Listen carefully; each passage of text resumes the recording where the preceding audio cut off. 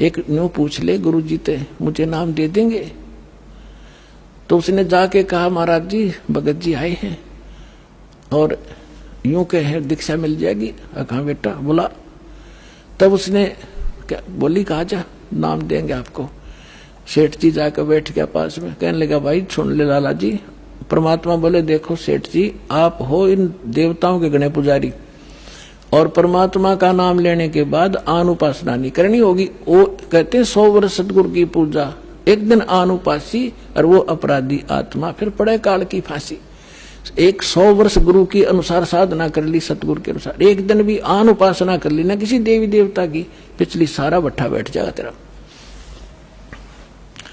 तो वो लाला जी बोला सेठ दामोदर, कहने लगे महाराज जी मैं बाणिया हूं और सौदा करना खूब जानता हूं। मैंने सारा कुछ सुन लिया और सब कुछ देख लिया। आज मैंने सारी कथा सुन रखी खूब बड़ी बड़ी, जो ज्ञान आपने दिया इस पृथ्वी पर नहीं। और मैं जो वचन कराया करूं दाता और पक्का करता हूं, आप मेरे गुरु में आपका चेला। फिर कहा कि भी देख मैं दानक और तू लाला जी, कल न तेरी बरादरी वाले भी तुझे धिक्कारेंगे।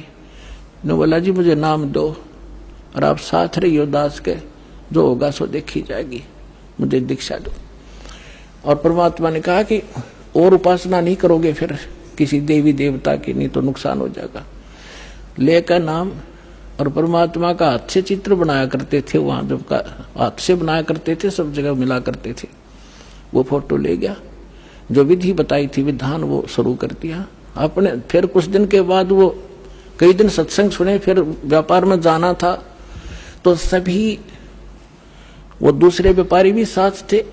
अब उसने क्या किया, उस जहाज के अंदर उसने अपना एक कक्ष बना रखा था जिसमें सारे देवी देवताओं के फोटो थे और वहीं अपना घंटी बजाया करता, बैठ आरती करा करता, जय गणेश देवा माता थारी पार्वती, ये सारी कथा सारी आरती करा करता। अब उसने क्या किया, जाके पहले सारी मूर्ति उठाई और समुद्र में जहाज उठाए, समुद्र में जल प्रवाह कर दी और एक फोटो परमात्मा कबीर जी का लगा ली। अब दूसरे जो थे वो लाला जी, उन्हें देखा रहे दामोदर ये देवी देवताओं के फोटो कहाँ गए। तो उसने बताया भाई मैंने दीक्षा ले ली गुरु जी से और गुरु जी का जो सतगुरु की पूजा करते हैं ना, वो देवी देवताओं की पूजा नहीं करनी होती, इसलिए मैंने वो आदर के साथ जल प्रवाह कर दिया। तो वो सारे कहने लगे रहे तू भट्ठा बैठावेगा, तेरा नाश हो जाएगा।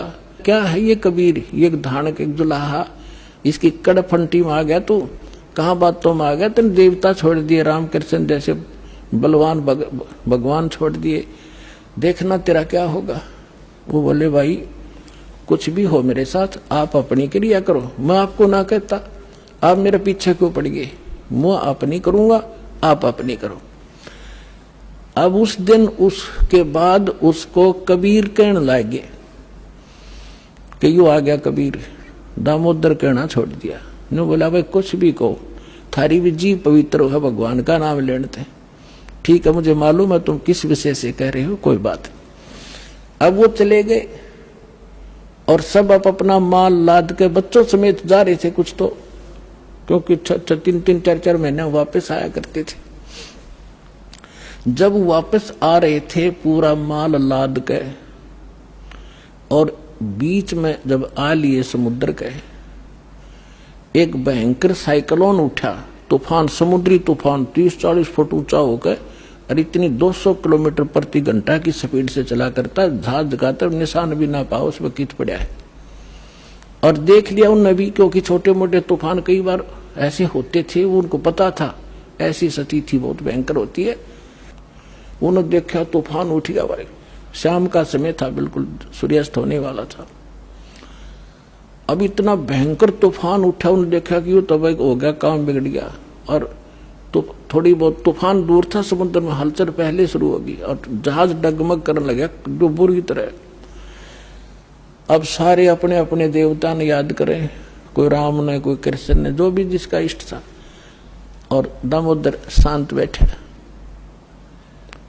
अब सब घबरा रहे थे, घिगी बंदगी, बच्चे मरे, सारी संपत्ति का नाश हुआ था। तो वो कहने लगे दामोदर आप क्यों नहीं अर्ज करते अपने गुरुजी से कि मैं क्या करूंगा, मेरा गुरुजी तो गरीब सा व्यक्ति है, मेरे भगवान, और आपके इसे ताकतवर भगवान जी ने पहाड़ तक ठा लिए, आप बच्चों के मैं बच जाऊंगा, आप कर लो अपनी अर्ज।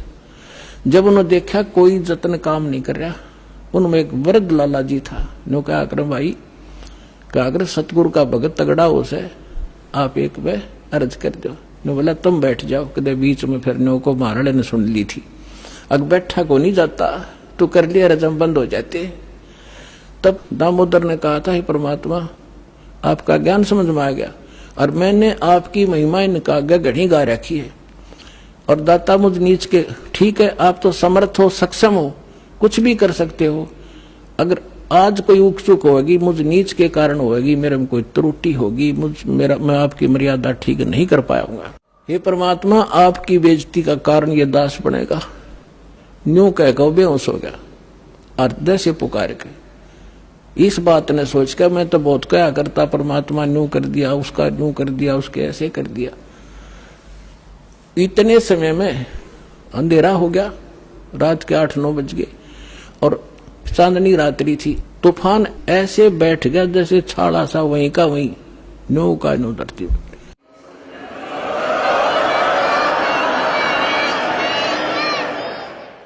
और समुद्र के जल में जरा सी भी हलचल नहीं। अब उस दामोदर को पानी के छींटे छाटे मार के मुंह पे होश में ले आई। तब उन्होंने कहा कि भाई दामोदर, हमसे बड़ी घनी गलती हुई, हमने आपके गुरुदेव की बेइज्जती करी, हम कति नीच प्राणी हैं। और उन्होंने संकल्प कराया था कि यदि आज जान बच गई, हमारे भगवान तो फेल हो लिए, जब आज ये तूफान रुक गया, हमारी जान बच गई, दामोदर हम तेरे साथ चलाएंगे, नाम लेंगे उस परमात्मा का। तब दामोदर को कंधे पर बैठा लिया उन लालाओं ने, हर ने बोले बोलो दामोदर की जय। ने बोला नहीं, जय बोलो जिसने यू काम कराया है, बोलो कबीर परमेश्वर जी की जय हो।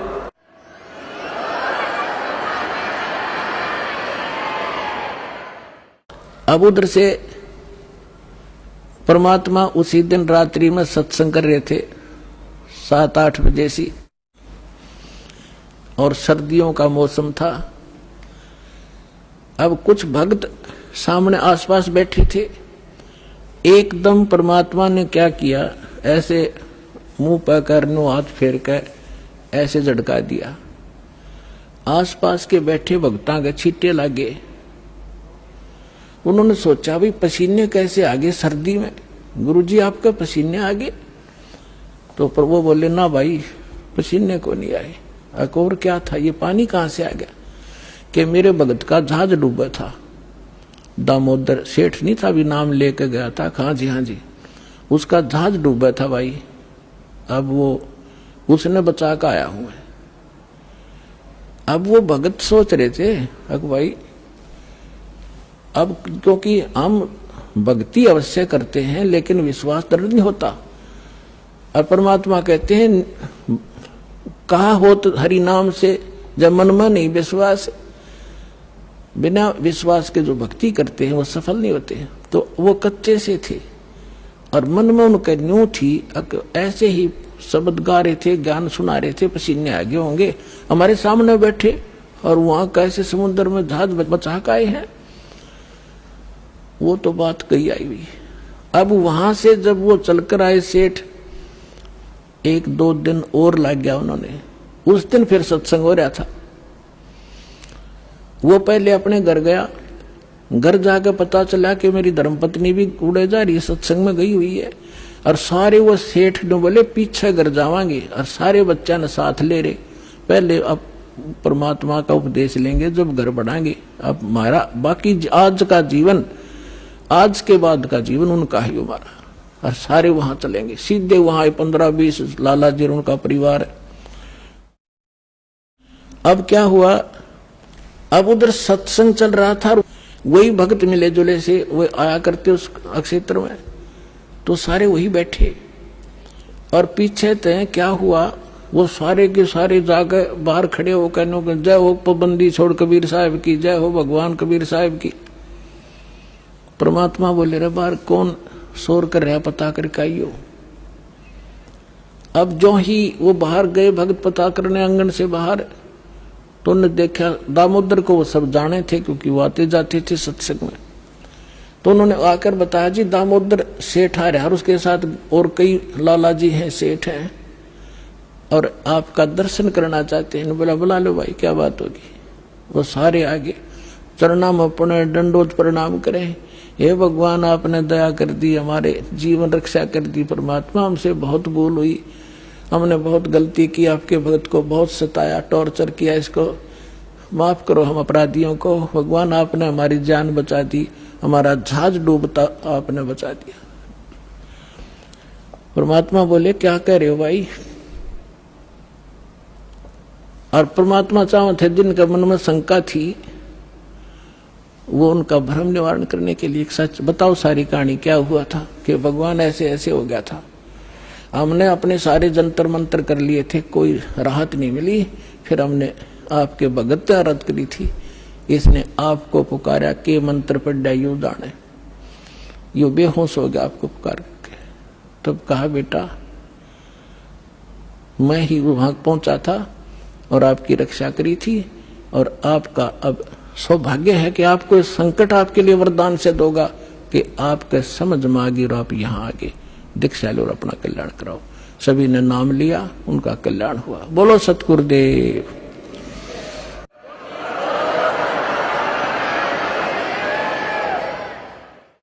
दामोदर सेठ के हुए थे अकाज, अर्ज करी डूबता देखे जहाज। दामोदर सेठ के हुए थे अकाज, अर्ज करी डूबता देखे जहाज।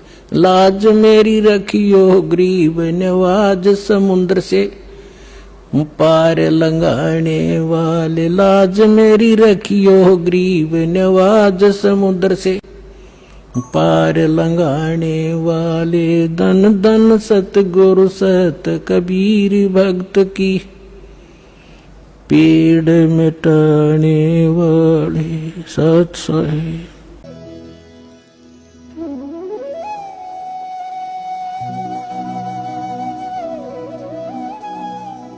अगर आप ये वीडियो YouTube पर देख रहे हैं तो हमारे चैनल को सब्सक्राइब करें और बेल आइकन को दबाना ना भूलें। अगर आप Facebook पर ये वीडियो देख रहे हैं तो हमारे पेज को लाइक करें।